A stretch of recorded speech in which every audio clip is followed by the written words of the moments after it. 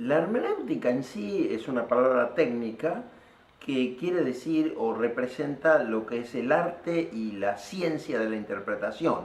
Hacer hermenéutica de un texto determinado es interpretar lo que ese texto dice o el mensaje que nos dice a nosotros en un momento determinado. Existe la hermenéutica desde que existe el lenguaje humano. Por lo tanto, ese es nuestro punto de partida en cuanto a la importancia de la hermenéutica, porque aunque no la conozcamos como ciencia, vivimos con ella, convivimos con la hermenéutica, ya que más en un mundo atravesado por los medios de comunicación, el lenguaje es fundamental, los discursos, y uno tiene que saber interpretar, digamos, adecuadamente los mensajes que esos discursos transmiten.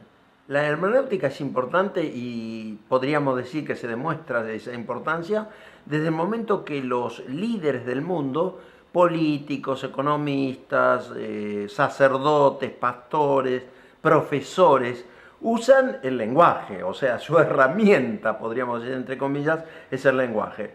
Y entonces los alumnos o los feligreses en una iglesia determinada o los que siguen a un líder político o los mismos ciudadanos de una nación, tienen que saber cómo decodificar, es decir, ese mensaje está codificado en un canal de comunicación que usa un lenguaje determinado y uno tiene que saber qué es lo que hay detrás aún de ese mensaje, para qué se dicen las cosas que se dicen y de qué modo se dicen. La hermenéutica latinoamericana tiene, a mi modo de ver, como particularidad el hecho de ir mucho más allá de lo que ha sido una hermenéutica espiritual y metafísica, digamos. El cristianismo, por efecto o influencia también de las filosofías, fundamentalmente en las primeras etapas de la teología, el siglo I, siglo II, la escuela de Alejandría, hay una tendencia demasiado platónica. ¿Qué decía Platón, para decirlo en forma sencilla?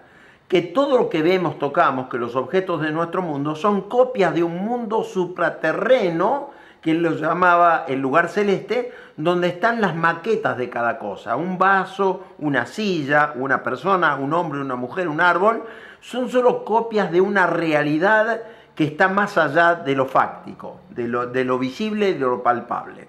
Por lo tanto, esa tendencia ha llevado a mucha de la teología cristiana a ser metafísica, es decir, lo que importa no es el presente, lo que importa no es el cuerpo humano, sino el alma, lo que importa es el cielo etéreo en el cual vamos a vivir y no tanto las cosas terrenas. ¿Qué hace la teología latinoamericana? Fundamentalmente la de la teología de la liberación, también anterior que fue ISAL, Iglesia y Sociedad en América Latina, y por supuesto la Fraternidad Teológica Latinoamericana, otra escuela más evangélica, más protestante en ese sentido. ¿Qué es lo que hacen ellos? Romper mucho ese esquema metafísico para hablar de cuál es el mensaje de Dios para el aquí y ahora. ¿Qué importancia tiene la historia como escenario en el cual Dios actúa? ¿Cómo es Jesús de Nazaret en su mensaje y en su práctica, en su praxis? ¿Habla tanto del cielo o habla de cosas terrenas también? ¿Cuál es el posicionamiento que Jesús de Nazaret hace frente a los poderes de turno? Frente al poder imperial del Imperio Romano, frente al poder eclesiástico del Sanedrín, ¿no es cierto? Entonces, la teología latinoamericana rescata al Jesús histórico, al Jesús de Nazaret. Hay una obra que ya el título es muy atrapante, porque se llama la obra de John Sobrino, teólogo vasco radicado en El Salvador, Jesús en América Latina. Entonces son aportes sumamente importantes y lecturas e interpretaciones y hermenéuticas que difieren bastante de lo clásico en ese sentido, pero que rescatan el mensaje de Jesús para el aquí y ahora de América Latina.